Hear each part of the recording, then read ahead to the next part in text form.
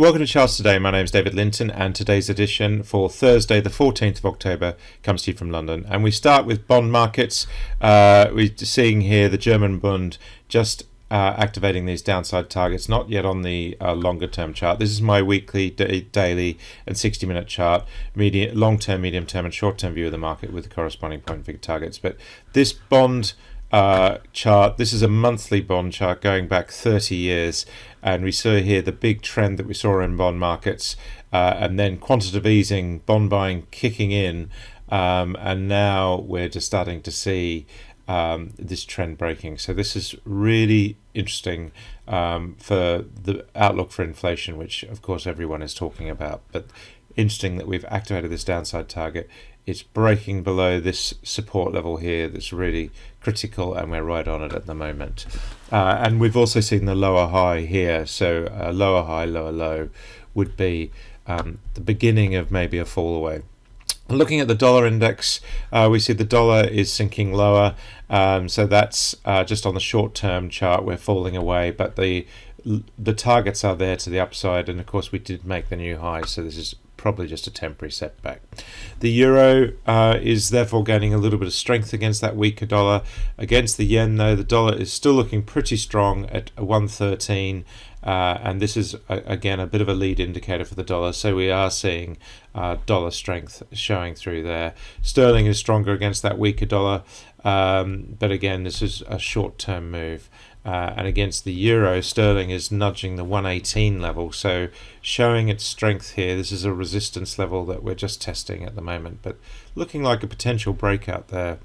Bitcoin is higher at $57,000, just waiting for the new high here, but we've got this upside target of 83,000.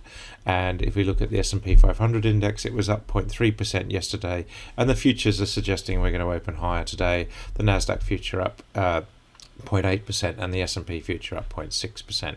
The VIX volatility has fallen away, markets less fearful, and we're seeing the FTSE future up 0.2%, the DAX in Germany up 0.6%, so we are just seeing that move there. The Sensex in India is up 0.5%, Japan was up 0.7%, so markets generally up, Aussie up as well. Looking at wheat, we're up 0.5% here, just waiting for this breakout on wheat, looking quite significant there. And then gold has risen quite sharply on that weaker dollar, so we're back to 1800 on gold, and the same on silver, so looking pretty strong there.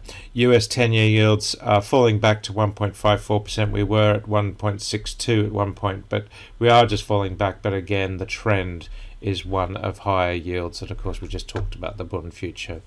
The energy mix, we're seeing Brent Crude up 1% this morning at 84.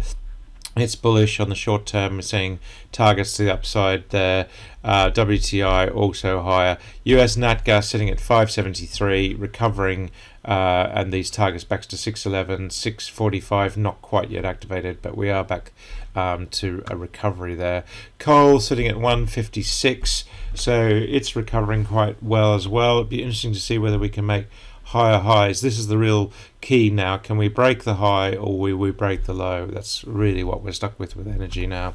And if we look at the emissions price, we were bearish this week on emissions, and we've just really been in the doldrums, but we are still below the cloud, and we do have downside targets.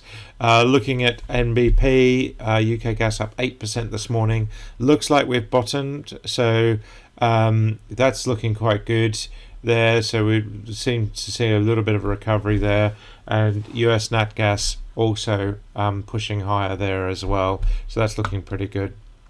German power up 4% this morning, so bouncing again off this move off the lows. So we're just seeing European energy markets in recovery. The only markets we were bearish on power-wise this week was the Nordic power market, and that has sunk lower. We've had, we can see here, we're just sinking lower all the time there, so that's looking bearish, and the same on the quarterly with downside targets.